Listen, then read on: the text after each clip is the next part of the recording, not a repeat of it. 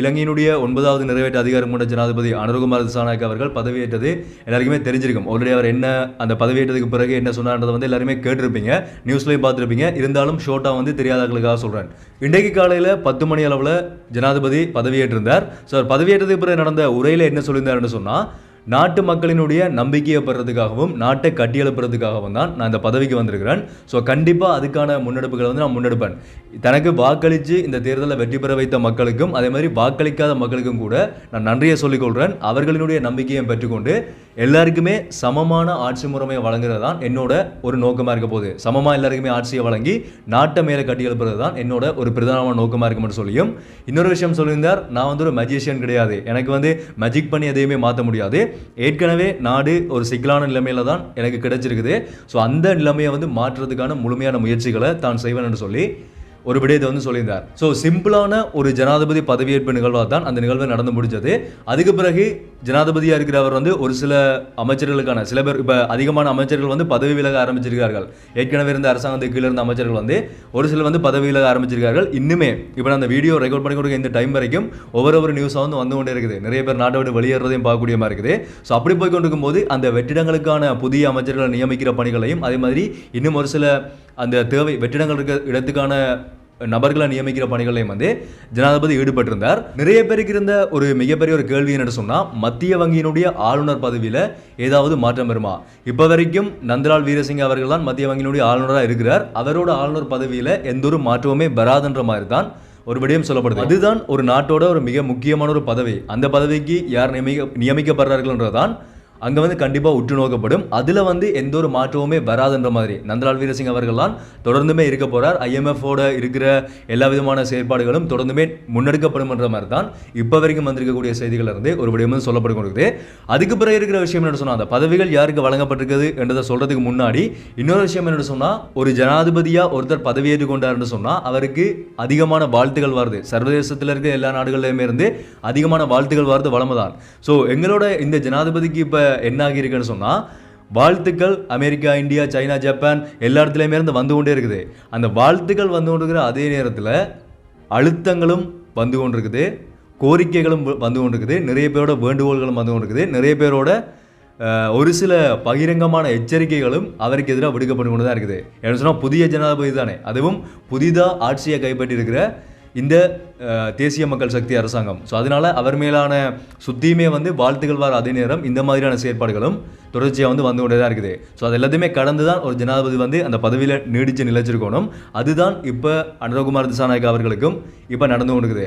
Okay, இப்போ வந்து இந்த இடைக்கால அரசாங்கமாக வந்து இந்த இடைக்கால அரசாங்கத்தை பற்றி இப்போ என்ன சொல்லப்பட்டு கொண்டு சொன்னால், இடைக்கால அரசாங்கத்தில் பிரதமர் தினேஷ் குணவர்த்தன அவர்கள் வந்து பதவி விலகி இருக்கிறார். அந்த பிரதமர் பதவிக்கு வந்து இப்போ தேசிய மக்கள் சக்தியினுடைய அந்த கட்சியில் இருக்கிற ஹரிணி அமரசூரி என்ற ஒரு பெண்ணொருத்தர் நியமிக்கப்படலாம் என்ற மாதிரி ஒரு சில கருத்துக்கள் வந்து போய்கொண்டிருக்குது. அது இன்னுமே உறுதிப்படுத்தப்படலை.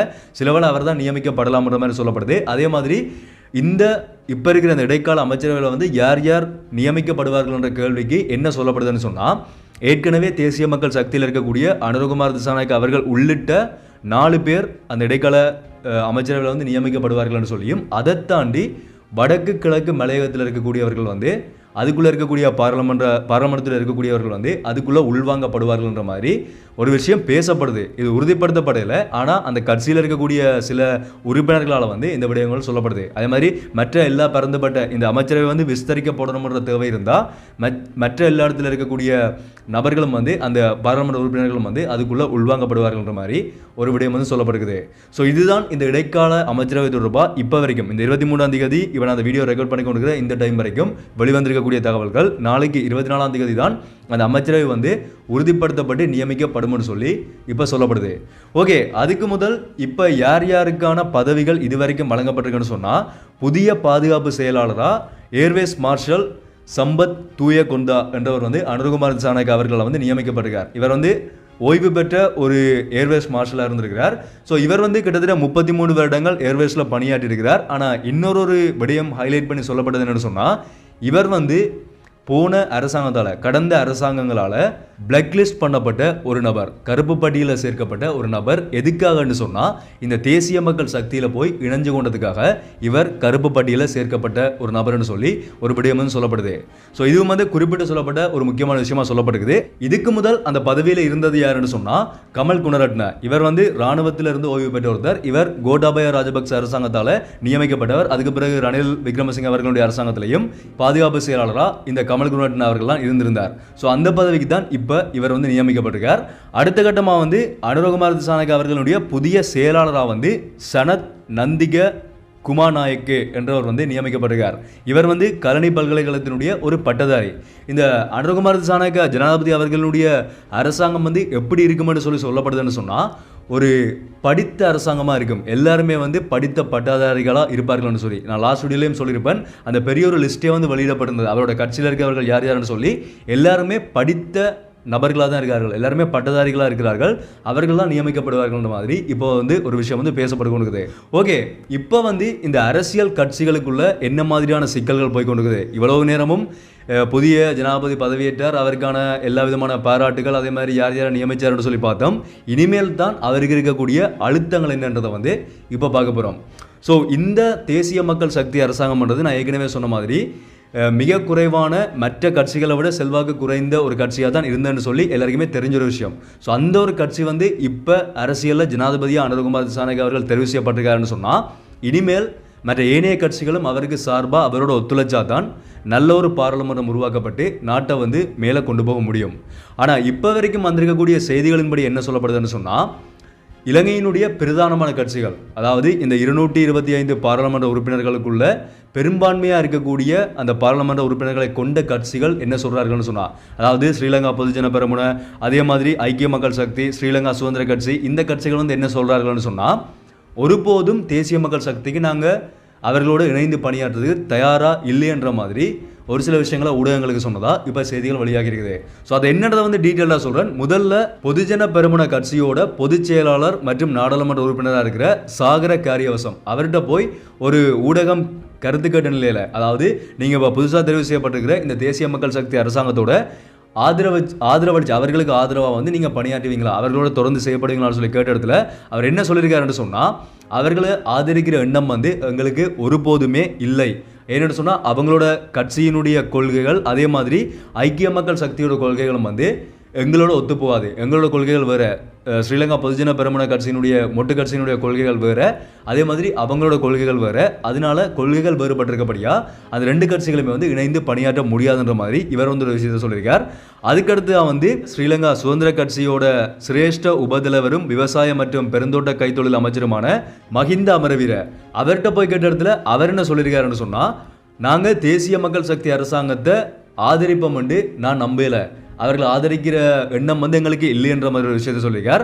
அதே மாதிரி ஐக்கிய மக்கள் சக்தியோட தேசிய அமைப்பாளரும் நாடாளுமன்ற உறுப்பினருமா இருக்கிற திஸ்ஸா அத்தநாயக்க அவர்கிட்ட போய் கேட்ட இடத்துல அவர் என்ன சொல்லியிருக்காருன்னு சொன்னால், நாங்களும் இவர்களுக்கு ஆதரவு கொடுப்போம்னு சொல்லி நாங்கள் நினைக்கல. ஏன்னு சொன்னால் அந்த கட்சியோட கொள்கைகள் அதே மாதிரி இவர்களுக்குள்ள இருக்கக்கூடிய ஒரு சில பிளவுபட்ட எண்ணங்கள் வந்து நாங்கள் அவர்களுக்கு ஆதரவளிப்போம்னு சொல்லி நாங்கள் நம்பலன்ற மாதிரி தான் இந்த மூன்று கட்சிகளினுடைய முக்கியமான உறுப்பினர்களும் வந்து இந்த விஷயத்தை வந்து சொல்லியிருக்கார்கள். ஸோ இதனால் இப்போ என்ன ஆகும்னு சொன்னால், இப்போ எப்படிப்பட்ட ஒரு சூழல் வந்து எதிர்காலத்தில் உருவாகலாம்னு சொல்லி எதிர்பார்க்கப்படுதுன்னு சொன்னால், பாராளுமன்றம் கலைக்கப்பட்டுன்னு சொன்னால் பாராளுமன்ற தேர்தல் நடக்கும். அந்த பாராளுமன்ற தேர்தலில் அங்கே எத்தனை பேர் தெரிவு செய்யப்படுறார்களோ, எவ்வளோ பேர் அந்த ஆசனங்களை பெற்றுக்கொள்ளார்களோ, எந்தெந்த கட்சிகள் எத்தனை ஆசனங்களை பெற்றுக்கொள்ளுதோ அந்த ஆசனங்களை பெற்றுக்கொள்கிற கட்சிகளில் பெரும்பான்மையான ஆசனங்களை பெற்றுக்கொள்ளக்கூடிய கட்சிகள்லாம் அங்கே வந்து ஆட்சி அமைப்பார்கள். ஸோ அந்த இடத்துல என்ன ஆகும்னு சொன்னால், ஜனாதிபதியினுடைய கட்சி ஒரு பகுதியாகவும் அனுரகுமார் திசாநாயக்க அவர்களுடைய கட்சி ஒரு பகுதியாகவும் இங்கால வந்து பெரும்பான்மையாக இருக்கக்கூடிய கட்சிகள் வந்து ஒரு பகுதியாகவும் இருக்கிறதுக்கான வாய்ப்புகள் இருக்கிறதா இப்போ பேசப்பட்டு கொண்டிருக்குது. இது நடக்குமா இல்லையானது தெரியாது. ஆனால் கிட்டத்தட்ட ஒரு ரெண்டு இடங்களில் இருக்கக்கூடிய ஒரு அரசாங்கமாக வந்து சிலவளை உருவாகலாம், பாராளுமன்றமாக உருவாகலாம்ன்ற மாதிரியும் ஒவ்வொரு பக்கமாக வந்து செய்திகள் வந்து பேசப்பட்டு கொண்டிருக்குது. ஸோ அப்படி இருந்தால் என்ன ஒரு நல்லம்னு சொன்னால், என்ன ஒரு நல்ல விஷயம்னு சொன்னால், அந்த அரசாங்கத்தில் வந்து ஊழல் இருக்காது.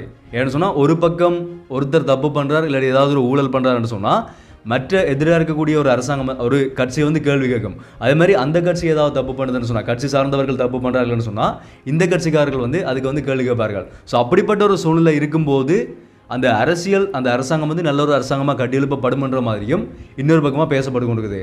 ஸோ அதுவும் வந்து எப்படி நடக்க போகுதுன்ற ஒரு எதிர்பார்ப்பும், இப்படி பிளவுபட்ட ஒரு இடத்துல தான் இலங்கையினுடைய அரசியல் போகுமான்ற ஒரு கேள்வியும் வந்து இப்போ எழுகிறத வந்து பார்க்கக்கூடியமாக இருக்குது.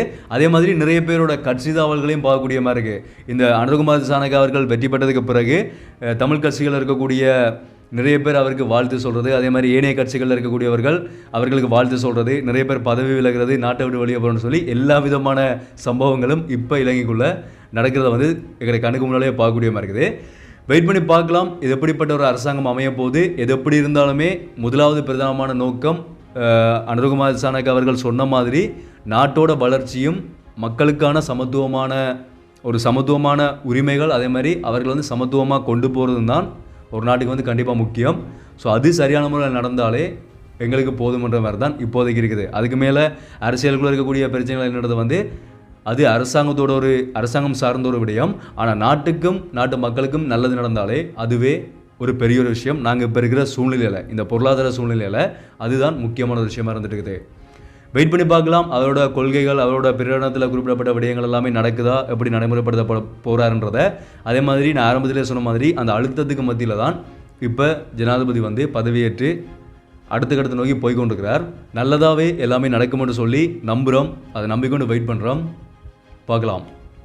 ஸோ இந்த விஷயந்தான் நான் உங்களுக்கு அப்டேட் பண்ணணும்னு வச்சுருந்தேன். இதை பற்றி நீங்கள் என்ன நினைக்கிறீங்க? நான் சொன்ன விஷயத்தில் ஏதாவது உங்களுக்கு கருத்துக்கள் இருந்தால் வந்து அதை நீங்கள் தாராளமாக கீழே ரெக்கமெண்ட் சொல்லலாம்.